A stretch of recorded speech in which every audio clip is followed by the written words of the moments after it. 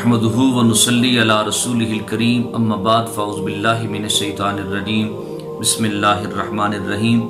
محبت میں اپنی گما یا الہی، نہ پاؤں میں اپنا پتہ یا الہی، میرا ہر عمل بس تیرے واسطے ہو، کر ایسا اخلاص عطا یا الہی۔ اس حدیث کو حضرت محمد بن علی بن حسن حکیم ترمذی نے نوادر الاصول کے اندر لکھا ہے۔ حضرت معاذ ابن جبل کو میرے اور آپ کے آقا علیہ الصلوۃ والسلام نے ارشاد فرمایا، اے معاذ، عمل میں اخلاص پیدا کرو، عمل میں اخلاص پیدا کرو، چاہے عمل تھوڑا ہی کیوں نہ ہو، اگر اخلاص والا ہے تو تمہیں کافی ہے۔ اخلاص کسے کہتے ہیں کہ کسی بھی عمل میں محض اللہ کی رضا حاصل کرنے کا ارادہ کرنا، اس کو اخلاص کہتے ہیں۔ ایک صحابی حضرت تمیم داری رحمت رضی اللہ تعالیٰ عنہ، آپ بڑے پیارے صحابی ہیں، آپ پہلے مسیحی تھے، 9 ہجری میں کلمہ پڑھ کے مسلمان ہوئے۔ آپ بڑے عابد و زاہد تھے، آپ اتنا قرآن پڑھنے کا شوق رکھتے تھے کہ ایک رکعت کے اندر پورے کا پورا قرآن پڑھ لیا کرتے۔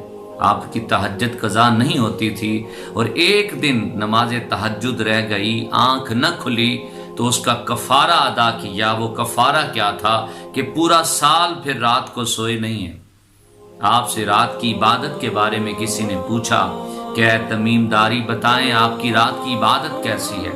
پہلے تو آپ اسے بڑا سخت ناراض ہوئے، شاید اس لیے کہ یہ تو میرا اور میرے اللہ کا معاملہ ہے، لیکن پھر فرمایا کہ اے بندہ خدا، یاد رکھنا ساری رات میں عبادت کرتا رہوں اور پھر صبح لوگوں کو بتاؤں کہ میں نے ساری رات عبادت کی ہے، اس بات سے مجھے یہ بات زیادہ پسند ہے کہ میں چھپ کے اللہ کی عبادت تھوڑی کر لوں، لیکن چھپ کے کر لوں، تاکہ کسی کو کانوں کان خبر بھی نہ ہو۔ یعنی اخلاص کے ساتھ وہ عمل میرا اللہ کے حضور قبول ہو جائے۔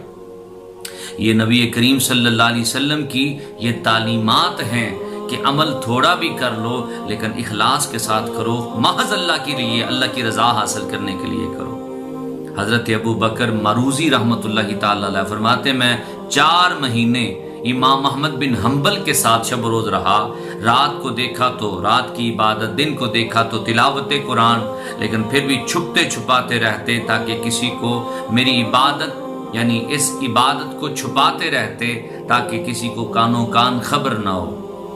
میرے مصطفیٰ کریم کے غلاموں، یہ وہ بزرگان دین تھے جن کی یہ باتیں، جن کی زندگی کے اعمال سے ہمیں خبر ملتی ہے کہ ان کے اندر اخلاص تھا۔ بلکہ میں نے جنید بغدادی رحمۃ اللہ علیہ کا قول پڑھا، آپ نے فرمایا یہ اخلاص بندے اور اللہ کے درمیان ایک راز ہے، اور اللہ کرے کہ فرشتے کو بھی خبر نہ ہو کہ وہ لکھے، شیطان کو بھی خبر نہ ہو کہ وہ خرابی پیدا کرے، اور خواہش نفس کو بھی خبر نہ ہو کہیں وہ اپنی طرف منسوب نہ کر دے کہ یہ تو میری وجہ سے ہوا۔ نہ، جو بھی عمل کرنا ہے، چاہے وہ تھوڑا ہو یا زیادہ ہو، اس میں خدا کی رضا شامل حال ہونی چاہیے۔